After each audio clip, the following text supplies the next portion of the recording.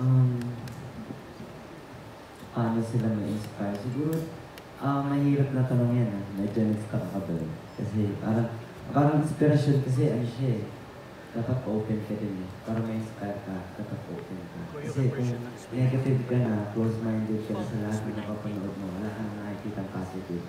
So, hindi ka may inspire doon. Pero pinakamaganda doon, siguro, mga manonood dito, buksan niyo lang yung mga mata niyo, at saka maging open lang kayo sa kung anong bagay, kung anong sayaw, kung anong mga genre, kung anong mga apoy yung mapapanood niyo sa Stars on the Floor. Kasi napakahalaga na nanonood tayo ng mga lakas din ng iba.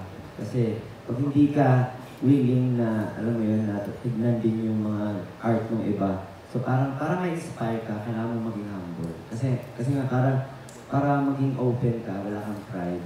And then, pag napanood mo yung mga sasalang dito is nai-inspire ka talaga. Tulad ako nai-inspire. Sabi nga ni Pablo nung nag-usap kami, sabi niya, stars on the floor. Pero kahit star ka, dapat on the floor ka pa rin.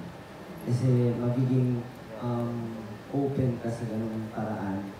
Kasi kung masyadong nililimitahan mo yung sarili mo, negative ka na, sa mga nanonood dyan ngayon, kung magiging negative ka, talagang hindi ka may inspire sa kung anong bagay na panonoorin mo.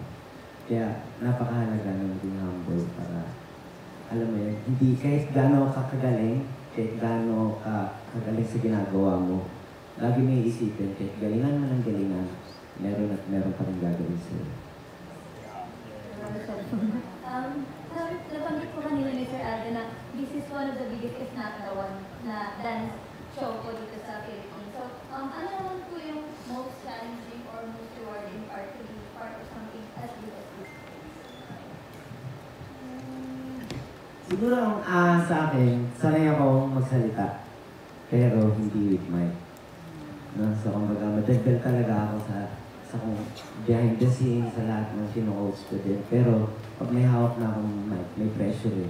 Kumbaga, yun yung challenging part sa akin. Tsaka medyo may pagka-introvert ako, medyo, alam mo yun, naghahanap ako ng sulok na ako lang mag-isa. Pero eto, kumbaga, kailangan tayo paghalubilo and then kailangan mong marap sa camera. Yun ako na-challenge. Tsaka nung inalok sa akin to, sobrang kinabahan ako. Nung kinakasap ko niya, Lea, sobrang kinabahan ako. Tsaka nagdalawang isip ako. Pero tanong ko din sa sarili ko, bakit nga ba ako kinakabahan? Siguro dahil gusto ko din talaga siya. Kasi kung wala ka naman talaga feeling about dito, talagang wala kang mag-feel, tsaka kaya mo i-ignore. Pero dahil may ano siya sa'yo, may pakiramdam siya sa'yo. So, ayun. So, ginrap ko din. Super, thank you pa.